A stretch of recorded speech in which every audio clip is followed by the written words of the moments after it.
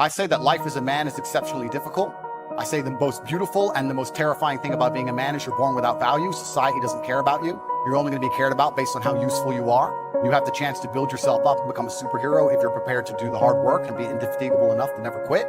But if you're going to stand around and wait for a handout, nobody's going to ever respect you. And I think that a lot of people have forgotten about how difficult and how competitive it is as a man. We're always in constant competition with each other. And it's your duty as a man to stand up and say, I want to be as important and strong and good-hearted and God-fearing as possible, and I need to work hard to achieve those things.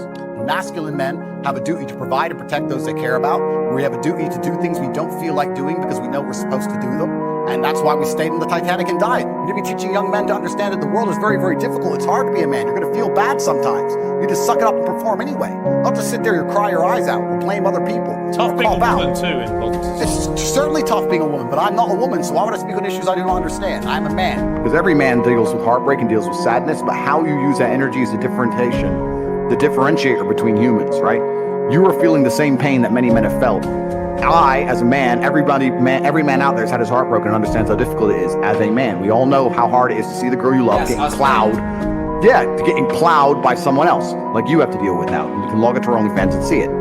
The difference between me and you, and perhaps some of the other men out there, is that certain men take that anguish and take that sadness and understand that energy cannot be destroyed, it can only be converted, and use it to build themselves into a man of absolute standing and power. As a man, you must build yourself into a man of credibility, which means to build yourself into a man of standing, we all start in a fairly similar position.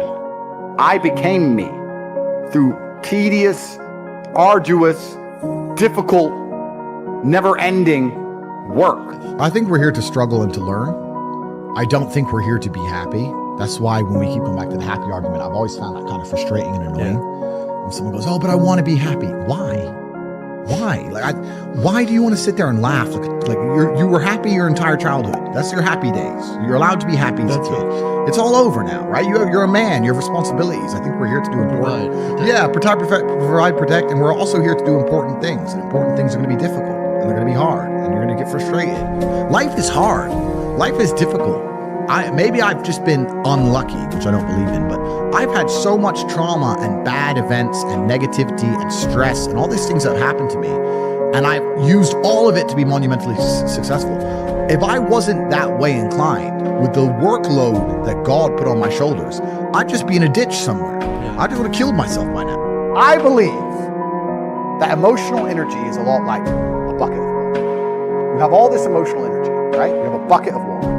And then you have a bunch of different holes you can pour it in. So I believe if you wake up one day and you feel particularly depressed, you don't feel depressed. You just have a lot of emotional energy that day. Some days you don't have that much emotional energy and life's pretty calm. It's how you look at the problems and how you use them to fuel you. So the question was, what's the problem for the average man today? What's the biggest problem? I think there's a whole host of problems.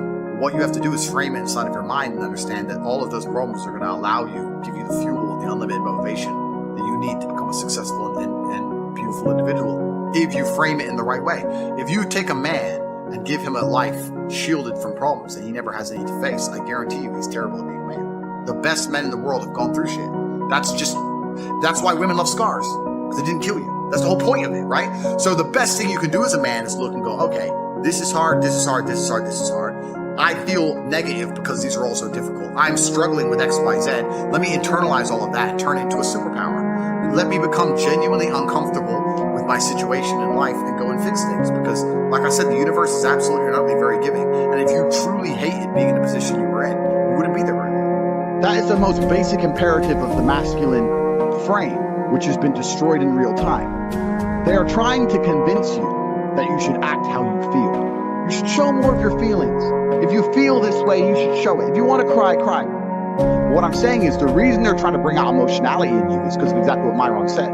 Most of the time you don't feel like doing the things you're supposed to do.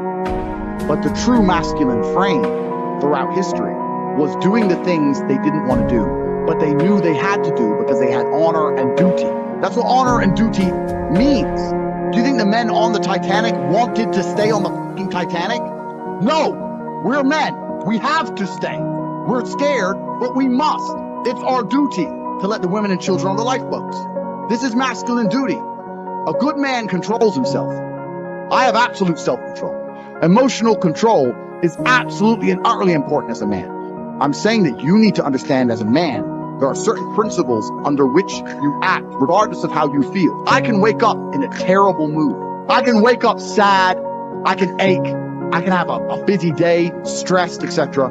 I will complete the same tasks as if I woke up in a fantastic mood. I'll do the same things because how I feel has no bearing on the things I'm going to do with my day, because I have duty to myself and to my bloodline. Because you think there's something wrong with you. You go, well, I lack motivation. I don't have the motivation to go to the gym. Well, here's the news flash.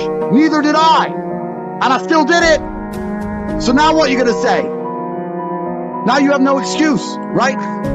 Oh, you're scared to get in the ring. So was I. Still did it. Scared to get in the cage. So was I still did it.